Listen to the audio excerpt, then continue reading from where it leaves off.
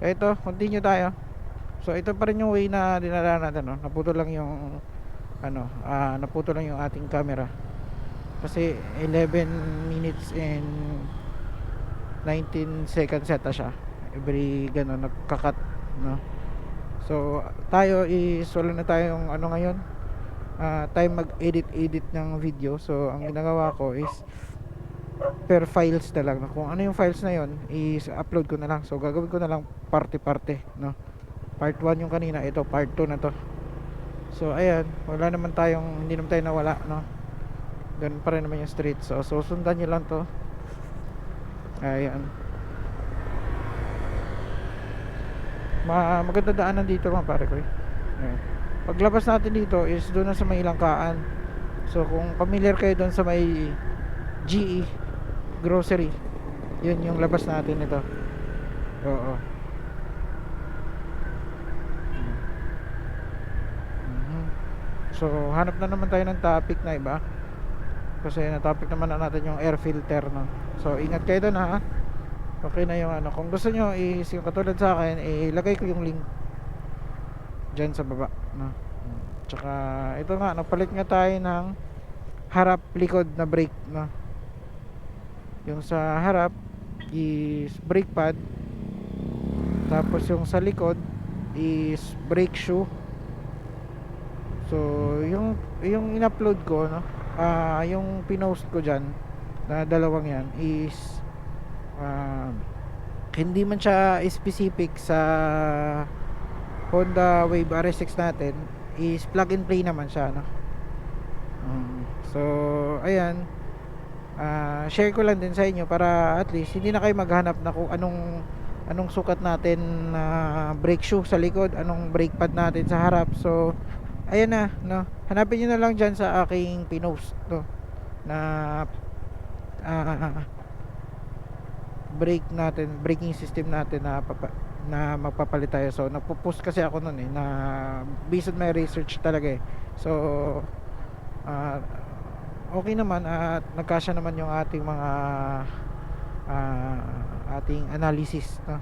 Kasi nag-analyze talaga ako na ano talaga yung pwedeng gamitin nating kasi walang specific na pang RSX. So mahirap, at saka marami ding nagtatanong sa akin yan kung ano daw yung pwede.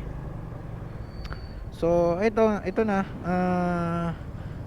plug and play naman lahat, plug and play lahat yung mga nabili ko. So tingnan nyo na lang doon sa post ko, no?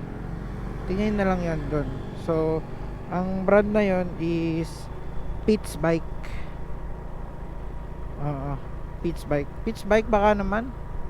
Ginamit ko yung braking system mo, at saka recommended ko to. Ang ganda ng kapit mga pare ko, eh. Ang ganda ng kapit talaga.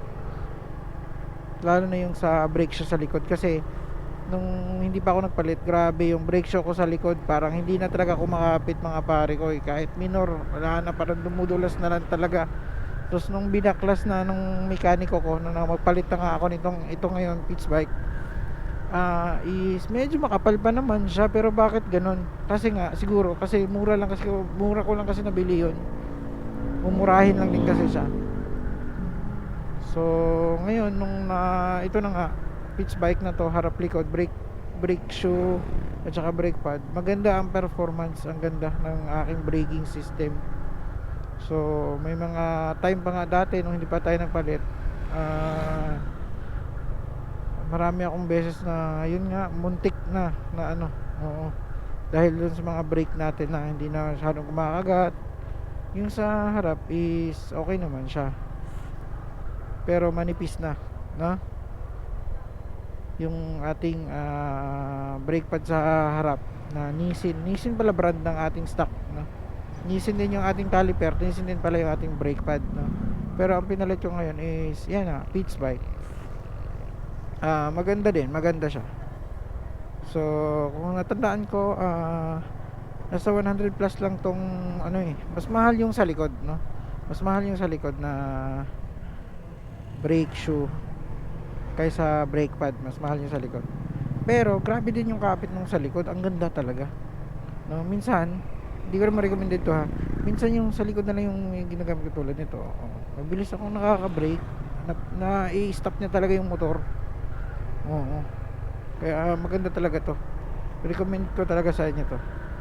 Sa mga pare ko dyan, kung magpalit kayo, eto na, Pitts bike na.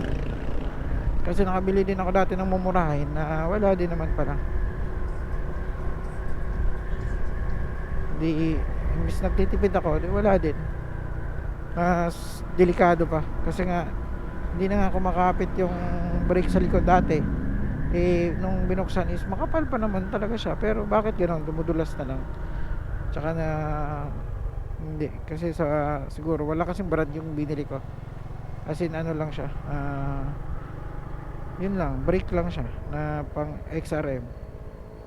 So plug and play din naman yun. Kasi bago ako bumibili is nag-research naman ako na kung anong pwede, anong kasukat ng ating gulong, ng brake shoe, ganun. Kaya sakto naman ang ating nabili. Kaso nga nagkaka-diferensya nga sa brand yan. Kaya kahit yung itong brake shoe na Pitts bike is siguro nasa 187 something ko siya nabili. So lagay na natin 200, is worth it naman, diba? Kasi yung nabili ko na 50 plus lang is hanggang doon na din siya, no? Siguro nagagamit ko din naman siya nun. Siguro 1 year din siya tumagal sa atin mahigit na nagamit. Nung mga una okay siya, pero katagalan ganoon nga. Kaya ayan, mas okay na yung ito. At saka may pangalan to, no? May brand talaga siya na syempre hindi kayo ipapahiya niyan, may brand yan eh, mapapahiya yung ano brand yan. Pitts bike number 1 para sa akin, no?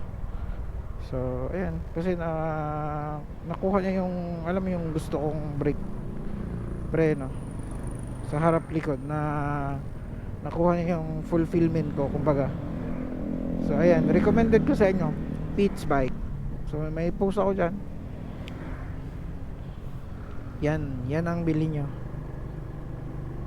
Yung sa likod, yun nga 187 bili ko. So ilagay nyo 200, budget kayo. May free shipping naman yun sa Shopee. Isang store lang naman yun, kaya pag bumili kayo nun, hindi makaka less naman kayo. Kasi isang store lang naman. Pag bibili kayo, harap likod na, no? Pero kung makapal pa yung ano nyo, pwede kayo bumili lang sa ano.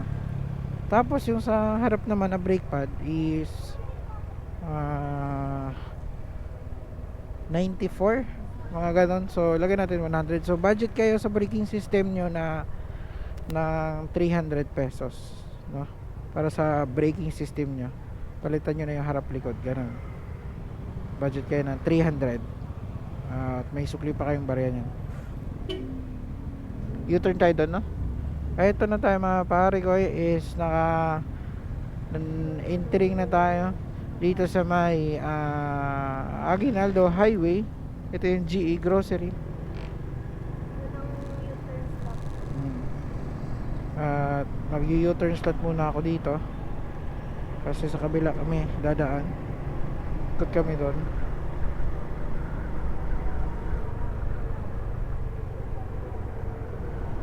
Medyo traffic yung papuntang Naik. Naik ba? Ano pala? Naik. Oo nga, Naik pala kasi Governor's Drive pala to. Hindi pala to oo nga, hindi nga pala to Aguinaldo Highway. Ito nga pala ay Governor's Drive. Tama ba? Oo nga, Governor's Drive nga ito.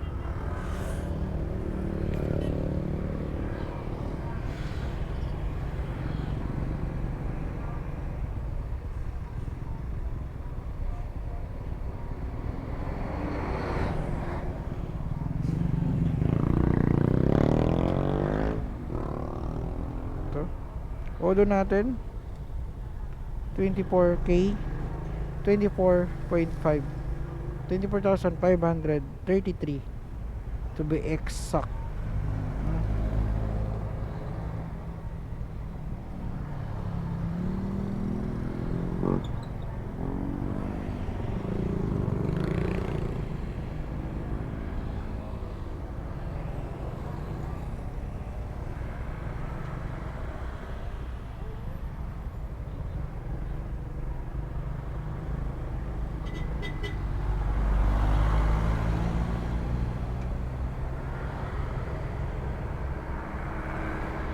So ayan, mag-u-turn tayo dito.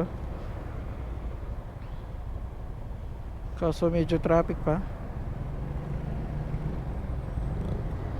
Pero diskarte na lang. Oh no.